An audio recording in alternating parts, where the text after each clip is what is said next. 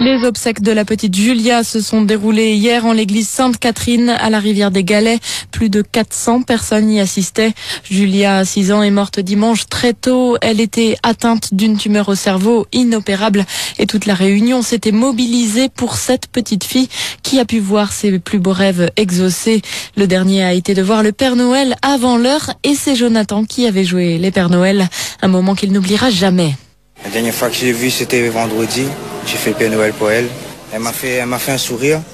Premier sourire qu'elle m'a fait. C'était son rêve. Oui. Est-ce que vous pensez que tous ces rêves ont été réalisés avant qu'elle monte aussi? Oui. Souvenez-vous, le mois d'octobre, à la salle, vous étiez là à la salle ou pour le... J'ai participé à la décoration, oui.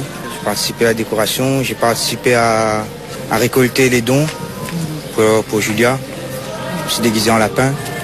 Vendredi, j'ai fait le Père Noël pour elle. C'était la première fois et la dernière fois que je la voyais. Mais elle a plongé son regard dans le mien et là, il n'y avait pas besoin de parler pour tout comprendre. Son regard a duré un moment et elle a tout partagé avec moi et puis son rêve va rester éternel.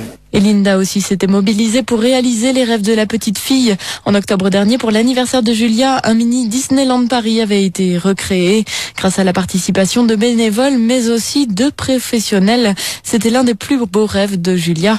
On écoute Linda.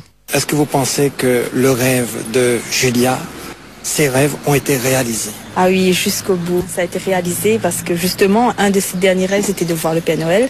On a un petit peu avancé la date. À la dernière minute, ça allait être annulé, mais on a maintenu que le Père Noël, la venue du Père Noël pour Julia. Ah, c'était un moment très fort. Elle nous a fait un dernier sourire. Elle était magnifique. Ils ont une bonne relation fusionnelle entre elle et le Père Noël. Vous vous souvenez du mois d'octobre, parce que vous-même, vous avez organisé pour elle? Ah oui, je me souviens et elle nous a fait plaisir avec son sourire. Elle était trop contente de voir les peluches géantes et tout, les ballons, tout ça. Elle était habillée comme une petite princesse, d'ailleurs elle est arrivée en limousine. Exactement, mais elle est partie avec sa robe de princesse aujourd'hui aussi, avec ses pétales dans la robe et elle était magnifique. Des propos recueillis par Fredo Rivière.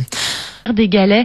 Fredo Rivière y a assisté pour nous dimanche très tôt dans la matinée. Julia nous a quittés. Vous le savez, elle était atteinte d'une tumeur au cerveau et ses jours étaient comptés. Hier, lors de ses obsèques, l'émotion était donc très forte, surtout pour sa sœur Madison qui avait écrit un discours très touchant pour dire un dernier au revoir à sa petite sœur Julia. Bonjour à tous, merci d'être venus ici nous soutenir et dire au revoir, Julia. Julia, je me souviens, tous les bons moments passés en famille. Maintenant que tu es partie, tu vas nous manquer. Pour moi, tu n'es pas partie. Tu resteras jamais gravé dans mon cœur. Tu es un ange.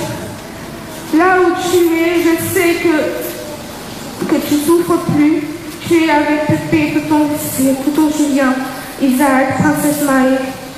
Et la petite fille de Tati Aline. Repose en paix, notre papillon, notre ange, Julia, nous t'aimons.